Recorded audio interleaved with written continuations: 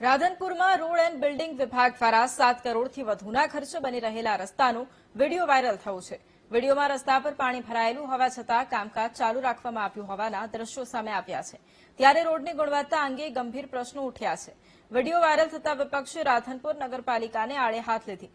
જોકે નગરપાલિકા પ્રમુખ ભાવનાબેન જોશીએ સ્પષ્ટ કર્યું કે આ રોડનું કામ રાધનપુર નગરપાલિકાને કોઈ લેવા દેવા નથી। આ રોડ આર&બી વિભાગ દ્વારા બનાવવામાં આવી રહ્યો છે। જ્યારે રાધનપુર આર&બી વિભાગના નાયબ કાર્યપાલક ઇજનેરે જણાવ્યું હતું કે અહીં જૂની સ્ટ્રોમ વોટર લાઇનના લીકેજને કારણે પાણી રસ્તા પર આવી ગયું હતું। પાણી આવ્યા બાદ કામકાજ તાત્કાલિક બંધ કરી દેવામાં આવ્યું છે।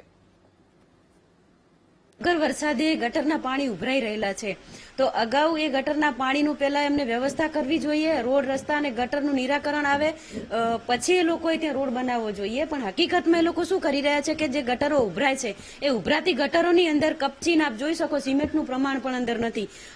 બિલકુલ ભ્રષ્ટાચાર 100% અંદર દેખાઈ રહ્યો છે। અને આ રોડ છે એ 7 કરોડના ખર્ચે બનાવવામાં આવી રહ્યો છે। 1.5 કિલોમીટરનો રોડ છે અને જેની અંદર એ જે ત્યાંના ઇજનેર જે છે એમને નજર રાખવી જોઈએ। હવે આ જ રસ્તાની બાજુમાં હયાત જૂની સ્ટ્રોમ વોટર લાઇન આવેલી છે, જે સ્ટ્રોમ વોટર લાઇન લીકેજ થવાના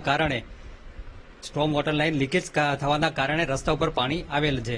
અને આ જે જ્યારે પાણી આવ્યું ત્યારે અમારી રસ્તાની કામગીરી પ્રગતિની અંદર હતી, બરાબર। હવે આ જે કામગીરી ચાલુ હતી એટલે અમે એ જ કામગીરી ઓન ધ સ્પોટ એ જગ્યાએ અમે કામગીરી અમારી બંધ કરી નાખી।